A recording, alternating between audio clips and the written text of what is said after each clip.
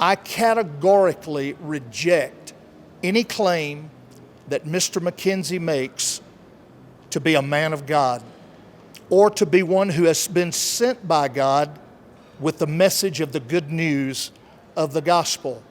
The good news that is taught in the New Testament is a good news of life and restoration and forgiveness. It is not a gospel of death.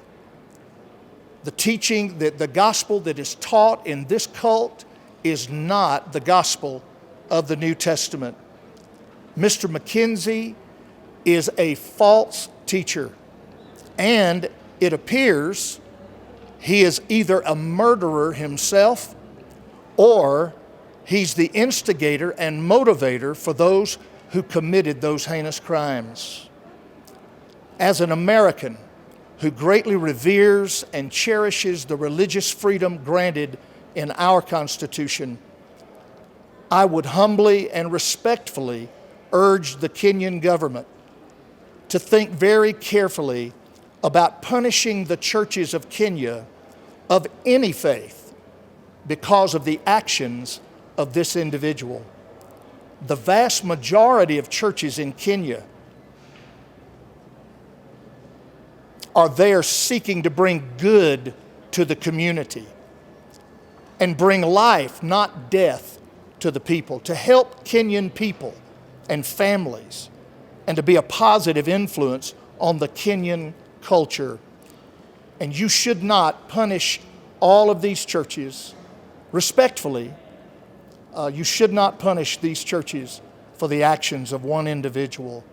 This is not the gospel that we stand for.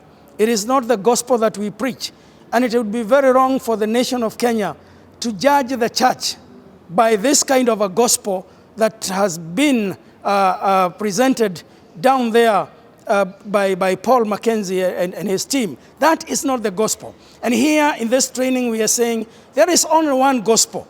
And one thing that we are sure about, that one gospel is not the one that has hit the headlines of our media in the last 1 week or so. It is not that one. It is not that one. The one gospel is the gospel of love. It is the gospel of God who loved his people. It is a gospel of Jesus who died and rose from the dead. That is the true gospel. It is the gospel message. It is about life. It's not about death. And we are very saddened by all those people who should not have died. Those are people who never deserved to die. We are blaming ourselves also as church leaders. We are taking the blame and saying, if we discipled our people the way that we ought to disciple our people, then they should be able to choose where to follow and what kind of faith to follow. And we want to say that the devil is also a liar.